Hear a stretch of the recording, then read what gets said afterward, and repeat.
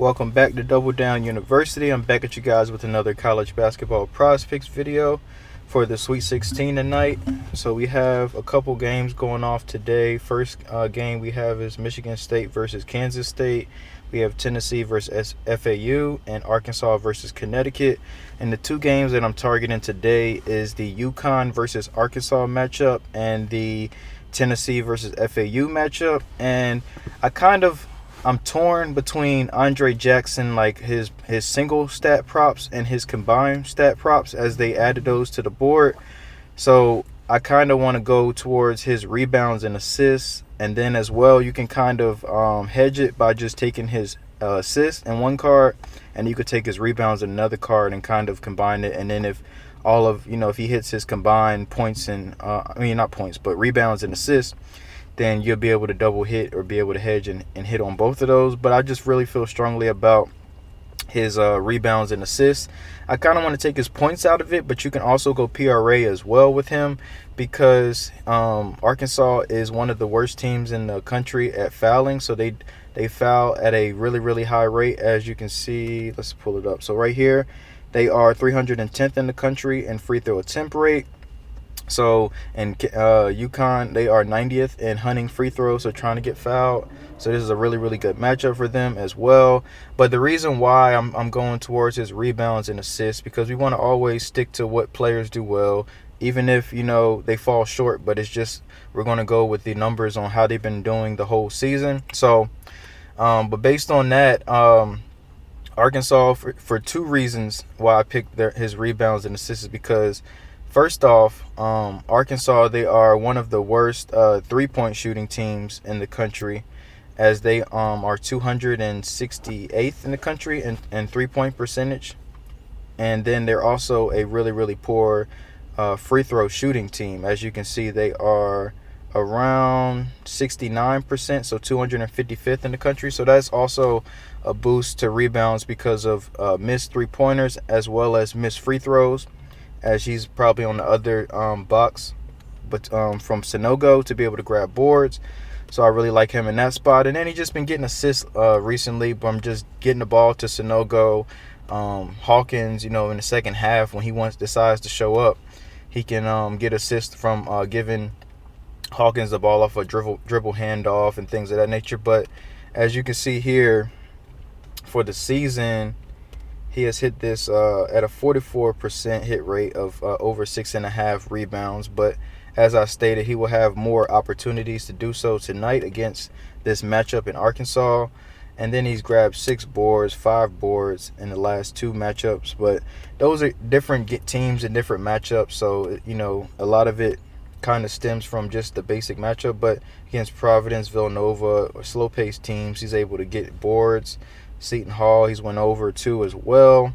And then for assists, I just really like him to get 4 assists. Like I love that prop, because the books are having him at 4.5. So we're getting a 1-point value at assist, as he's went over this in 60% in his last 10. And then as well as full season, he has went over this line of 3.5. Let's readjust this line. He's went over in 69%. So great spot for him. Great matchup. And he could easily just get 4 assists off of just dumping the ball to Sonogo and letting him work down in the low post against Arkansas, who are not the greatest team at defending inside. As you can see, UConn has a near proximity advantage. So if he dumps the ball off to Sonogo, he should be able to at least get him a couple assists off of that. And just his teammates, he got Caravan. He might also be in a lineup too with Klingon, who's one of my favorite players in the country. If he just stays out of foul trouble, next year he's going to be a problem for them once Sonogo moves on. But anyways, I really, really like Andre Jackson in this matchup. He's been terrific his last 2 games. Let me see if we can kind of set. Let's see. So Iona. So against Iona, he had 5 rebounds, 7 assists. And then against St. Mary's, he had 7 assists and 6 rebounds. So recent form is really, really great. And he's the glue guy of this team. He's the guy that keeps this team together. He's a great defender. But the only thing that worries me with this kid is foul trouble. As you can see, he's fouled out like 5 times this year. and he's had 4 fouls in 4 games this year, or at least 4 games this year, 3 fouls. So if he stays out of foul trouble, he should clear all of his props, even PRA if you want to go PRA as well to add in that boost for points. Based on like I just stated, is that Arkansas can't keep their hands to themselves. So they're 310th in the country at allowing teams to shoot free throws. So I really like him in that spot as well. Moving on to Mr. Vescovi. He plays for Tennessee. So he's going up against the FAU team they're solid, but they're Cinderella stories. And I think that with Tennessee being an SEC team and knowing how to play tough and how to navigate. So with his points and assists, I love it because I can easily see him getting 4 assists, dumping the ball off to Oliver down in the post on the block, as well as he has teammates Josiah Jordan-James. He has other teammates that can knock down shots. As long as he have people that knock down shots, but I also could see him going off for like a 15-point game, 14, 15 points. So it kind of eased that burden of him having to get 4 assists. So I could see him going over his points as well in this matchup. And let's look at his matchup. So Tennessee, they have a mid-range advantage. They don't have a 3-point advantage, which is kind of like his specialty, but I just still think that he will have enough volume to be able to go over this total of his points total. I think his points is at 12.5, if I'm not mistaken. They might have bumped him to like 13 now since it's been on the board for so long. So he's at 13 now, but his points and assists, I don't think it moved too much. Because if he's at 13-4, that'd probably get you a push. So I think he can get 14 points in this matchup. That way ease that assist burden, where if he gets 4 assists, he should go over. So I really like him in this spot. That's one of my favorite props, is the Vescovi prop. So I really like that as well. And then also, too, to note is that Tennessee has an advantage at all 3 levels defensively. So what that could lead to is a bunch of like steals and runouts where you can get easy assists and easy points in transition as well. So I really like that for him, and that's a great spot for him. So I just think that FAU, their Cinderella story is going to come to an end tonight. Tennessee is very, very physical team. So the stuff that they were kind of able to get away with earlier in the tournament, they may not be able to tonight. So those are the props that I really like today as well. One thing also to note before I let you guys go is that Adama Bona, I think that's how you say his name, for UCLA, their center. They removed him off of the board actually.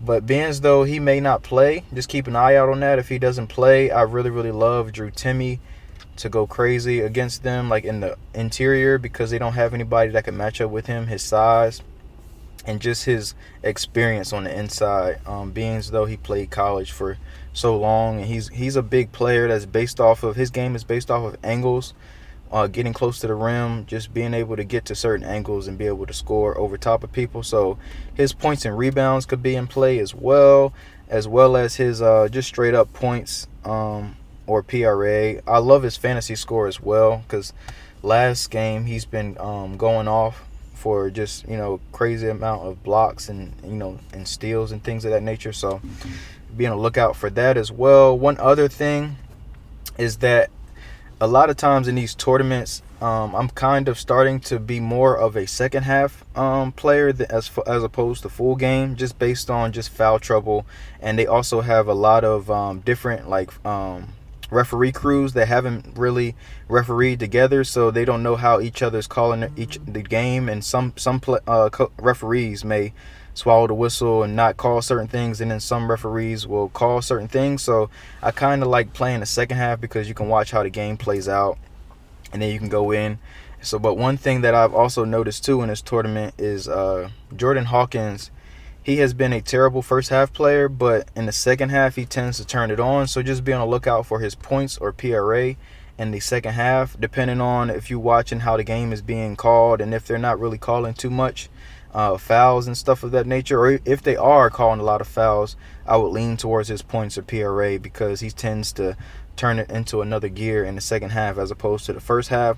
So that could be something you could look out for as well. And then same thing with Drew Timme. So you might, I don't know if the games are kind of going to correlate, like play around the same time. No, they're not, because they play at 9:45. But I was going to say to correlate him and Timmy if Bona is not playing, correlate them second half. But the game is not going to be coexisting at the same time, so that's, that wiped that idea out the way. But just keep that in mind, as well as Sanogo's points too, being as though they foul a lot. He's not the greatest free throw shooter in the world, but he should be able to knock it down. Another thing I really like too as well is Tennessee's Oliver's points at 10.5. I think it should be at 10.5 still. Yep, I like his points at 10.5 too as well. So you could pair him with Jackson's assists, or you could pair him with his points and I keep saying points, but rebounds and assists. So you can pair them two together. But that's it for today. I appreciate you guys. Please like, comment, and subscribe, and I'll see you guys tomorrow. I will have a video hopefully by tonight if everything is works out for me and I don't have too much of work stuff to accomplish. So I appreciate you guys, and I'll see you guys next time.